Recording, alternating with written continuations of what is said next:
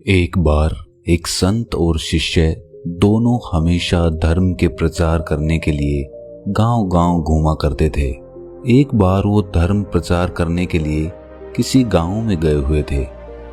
उनके वहां पहुंचते ही बहुत जोर से वर्षा शुरू हो जाती है।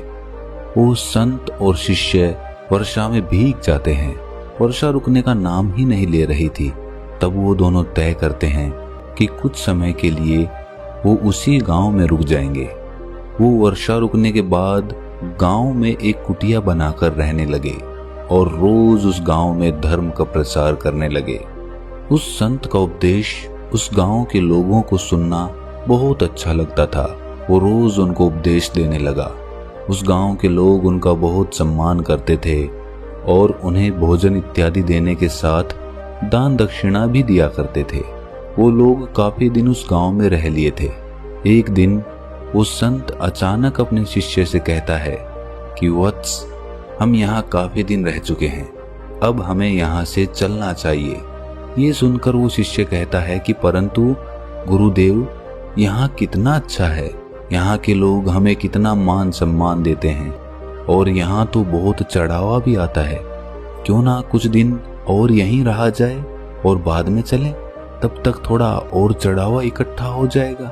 शिष्य की बात सुनकर वो संत उससे कहता है कि वत्स, हम पहले ही यहाँ बहुत रह चुके हैं, अब हमें यहाँ से चलना चाहिए और हमें धन और वस्तुओं के संग्रह से क्या लेना देना है। ये सब हमारे लिए कोई मायने नहीं रखते। हमारे भीतर इसके लिए कोई मोह नहीं होना चाहिए। हमें तो केवल त्याग के मार्ग पर चलना चाहिए, सत्य के मार्ग पर चलना चाहिए। धन से हमें कोई मतलब नहीं होना चाहिए। इतना कहकर वो संत शिष्य से कहता है कि हम यहाँ से कुछ नहीं ले जाएंगे, जो कुछ भी है इसी जगह छोड़ देंगे और खाली हाथ चलेंगे। गुरुजी का आदेश सुनकर वो शिष्य जो कुछ भी उसके पास था वो सब कुछ उसी कुटिया में छोड़ दिया। उसका मन तो था कि वो सब ले जाए, लेकिन गुरु की आज्ञा का अनादर नहीं कर सकता था। परंतु फिर भी जाते जाते उसने गुरु से छुपाकर कुछ सिक्के अपनी झोली में रख लिए।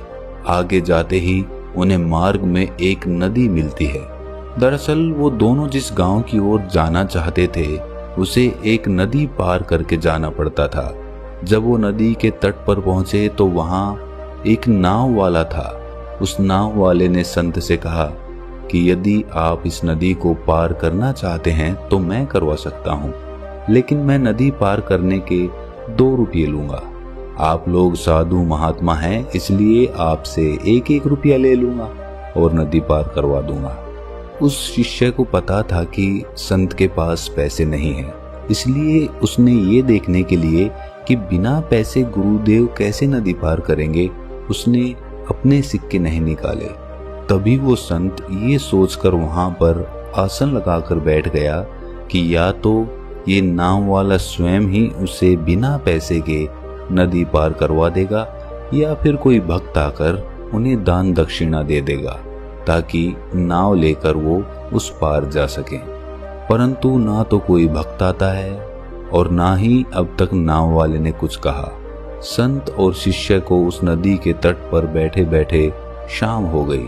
वो प्रतीक्षा कर रहे थे कि शायद कोई सहायता मिल जाए, लेकिन वहां कोई नहीं आया और नाव वाले ने भी बिना पैसे के नदी पार करवाने के लिए मना कर दिया।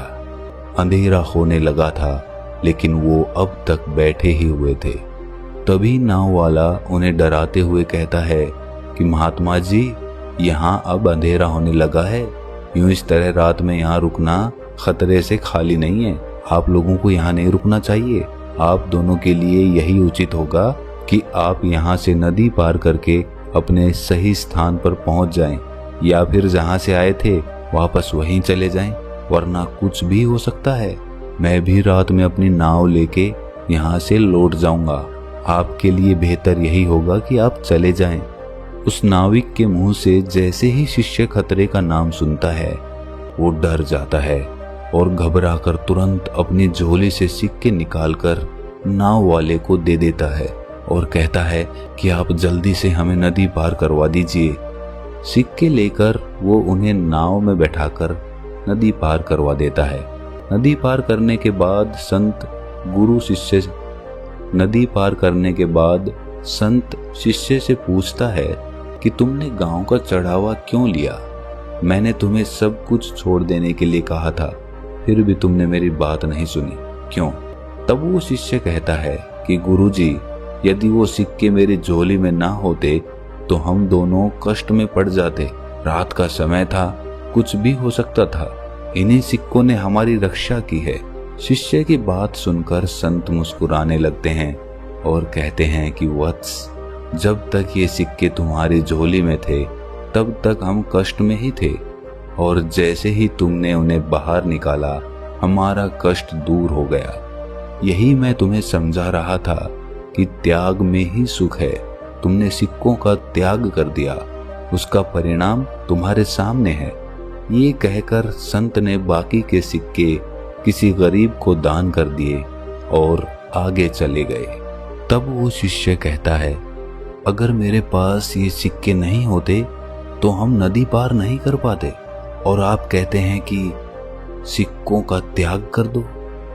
तब गुरु कहते हैं कि वत्स, तुम अब भी भूल कर रहे हो। जब तक सिक्के तुम्हारे पास थे तुम्हारे मन में दुविधा बनी हुई थी, क्योंकि तुम्हारा मन चोरी से भरा हुआ था। तुम्हारे मन में ये चल रहा था कि गुरुजी ने मना किया, लेकिन मैंने फिर भी वो सिक्के उठा लिए।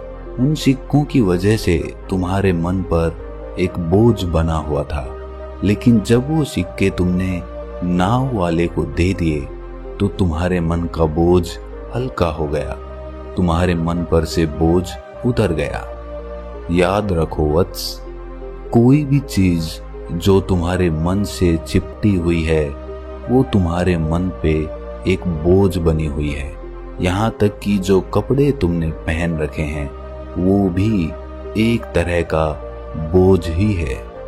जब तुम ये अनुभव करोगे कि तुम बिल्कुल खाली हो, तुम खाली हाथ आए थे और खाली हाथ ही जाओगे, तब तुम्हारे मन में त्याग पैदा होगा, और वो त्याग तुम्हारे मन के सभी बोझों को खत्म कर देगा, और तुम्हारा मन एक दर्पण की तरह तुम्हारी आंखों में दिखने लग जाएगा। दोस्तों, हमने भी अपने जीवन में ये कई बार अनुभव किया होगा, जैसे कि जब हम घूमने जाते हैं और अपना कोई साधन साथ ले जाते हैं, जैसे कि बाइक या गाड़ी, तो हमारे अंदर घूमते वक्त ये चिंता लगी रहती है कि मेरी बाइक मैं कहाँ खड़ी करूं, या फिर जहाँ पे मैंने अपनी बाइक खड़ी की है वो सुरक्षित होगी या नहीं होगी, कहीं उसकी चोरी तो नहीं हो गई होगी।